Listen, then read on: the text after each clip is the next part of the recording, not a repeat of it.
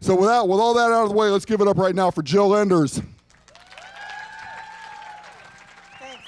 I heard something about Dolly Parton, and I just knew I had to perform.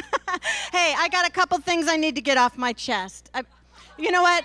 It's out there. Let's talk about it. You know, the good news is these guys are falling, and eventually one of them might fall off. And I am not worried. I'm not getting any surgery. I'm just going to do one massive comb over and still have more than my fair share.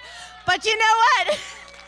When you're a big girl, you got to make the most of what you have. And I got the most. So what you do is you need to draw the eye up with accessories, right? It's all get the eye up here. So big earrings and big necklaces. And seems the bigger I get, the bigger my accessories get. So lately I found the perfect accessory. It's a minivan.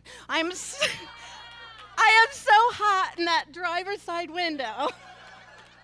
But of course, because I have a minivan, I have to have kids. And I have 4 of them. 23, 14, 13, and 5. And I know what you're thinking. No, I know what you're thinking. Wow, that's a big spread. My God, what a gap. Hey, you'd be a little stretched out too after 4 kids. I was afraid you wouldn't get that one. So I've heard this expression about helicopter moms. I'm a dirigible mom. I homeschool. I do.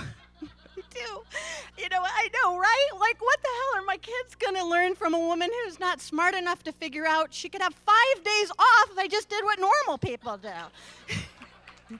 But you know, when you homeschool, people say the most outrageous things to you. It's like,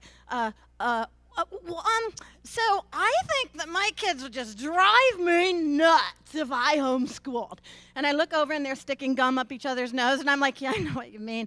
Your kids would drive me nuts too. I'm like, well, you know, so hey, stop hitting your sister in the face, Seth! What about the socialization? Ain't you worried about that? But you know, I wanted to give my kids everything I have. I wanted them to have a weight problem and insecurities and agoraphobia. And you know, I put myself last on the list.